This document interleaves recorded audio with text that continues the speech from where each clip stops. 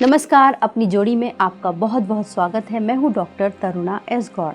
अपनी जोड़ी में हम बात करते हैं रिश्तों की, उलझनों की और उनके सुलझने की। आज हम बात करेंगे एक ऐसे टॉपिक की जो नए और आधुनिक समाज की देन है। वो ये है कि आजकल कई महिलाएं हैं जो सिंगल मदर बनना चाहती हैं और वो चाहती हैं कि वो बच्चे को अडॉप्ट करें। तो क्या ऐसा संभव है? क्या वो किसी बच्चे को अडॉप्ट कर सकती हैं? हाँ, बिल्कुल वो बच्चे को अडॉप्ट कर सकती हैं, लेकिन वो एक कानूनी प्रोसेस होती है, उसके थ्रू करना होता है। तो सबसे पहले अडॉप्शन के जो प्रोसेस होते हैं हम उसको समझ लेते हैं। अडॉप्शन मेनली दो तरीके से होता है। पहला होता है juvenile justice care and protection of children act 2015 के तहत। ये सभी धर्मों के लिए होता है। किसी भी धर्म के लोग इस तरीके से बच्चों को अडॉप्ट कर सकते हैं। और दूसरा तरीका होता है HAMA का, यानी Hindu adoption act and maintenance के तहत। तो इसके थ्रू आप सिंगल मदर बन सकती हैं, अकेली महिला होते हुए भी बच्चे को गोद ले सकती हैं। अब हम इसका एलिजिबिलिटी क्राइटेरिया देख लेते हैं।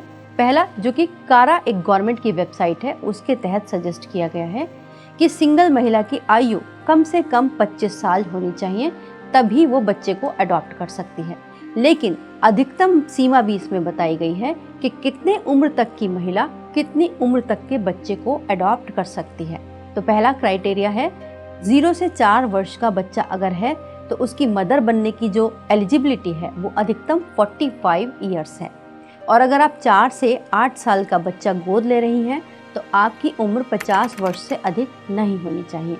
इसके अलावा अगर आप 8 से 18 वर्ष के बच्चे को अडॉप्ट करना चाहती हैं तो आपकी उम्र 55 ईयर्स से ज़्यादा नहीं होनी चाहिए। जो एग्जैक्ट मैट्रिक्स है वो आप कारा के पोर्टल पर भी जाकर देख सकती हैं। अब हम बात कर लेते हैं कि वैवाहिक स्थिति के बारे में हमारा कानून क्या कहता है। अगर आप अविवाहित हैं, यानी आप सिंगल हैं, आपने शादी कभी नहीं की, तो भी आप बच्चे को अडॉप्ट कर सकती हैं।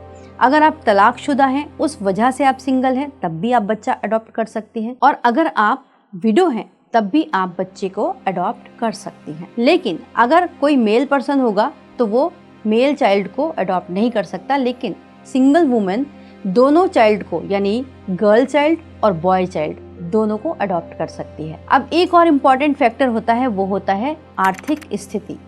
स्टेबल इनकम होना चाहिए, इनकम का प्रूफ आपको देना पड़ेगा। फाइनेंशियल सिक्योरिटी क्या है वो सब भी एनालिसिस की जाएगी। इसके अलावा हेल्थ भी आपकी देखी जाएगी कि आप एक बच्चे को संभालने के लिए फिजिकली और मेंटली फिट हैं या नहीं, उसका एक सर्टिफिकेट आपको देना होगा। इसके अलावा आपको ये भी बताना होगा कि आपको कोई लाइलाज या गंभीर बीमारी नहीं है। तो ये आपको कुछ स्टेप्स बताए। अब हम प्रोसेस जान लेते हैं कि अगर आप कारा के थ्रू चाइल्ड को अडॉप्ट करना चाहती हैं तो आपको किस तरीके से प्रोसेस फॉलो करनी है। स्टेप 1, आप कारा के पोर्टल पर जाइए, जिसका एड्रेस आप स्क्रीन पर देख सकती हैं। कारा के पोर्टल पर जाने के बाद PAP यानी प्रोस्पेक्टिव अडॉप्टिव पेरेंट के रूप में आप खुद को रजिस्टर कीजिए। उसके बाद आपको कुछ डॉक्यूमेंट्स अपलोड करने होंगे, जैसे आधार कार्ड, आय का प्रमाण पत्र, मेडिकल सर्टिफिकेट्स और पासपोर्ट साइज आपका फोटो। उसके बाद स्टेप 2 क्या होगा, एक होम स्टडी रिपोर्ट यानी HSR होता है। एक एडॉप्शन एजेंसी है जो आपके घर का निरीक्षण करेगी।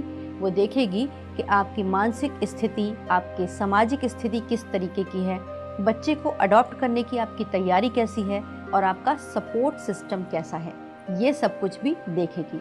इसके बाद 30 डेज के अंदर एक रिपोर्ट बनाकर वो कारा को सौंपेगी और उसके बाद आपको चाइल्ड का रेफरल दिया जाएगा। वो आपके प्रोफाइल के अनुसार होगा कि आप किस तरीके के स्टेटस पे हैं, और उसके बाद आपको बच्चे का विवरण दिखेगा पोर्टल के ऊपर। और उसके बाद आप 48 आवर्स में इसको विजिट कर लीजिएगा और इस ऑफर को आपको एक्सेप्ट करना होगा। अब 4th स्टेप क्या होगा, ये प्री एडॉप्शन फॉस्टर केयर का स्टेप होगा। यहाँ पर आपको जाना होगा, आपको वो फॉस्टर एजेंसी से मिलना पड़ेगा जहाँ पर बच्चे हैं।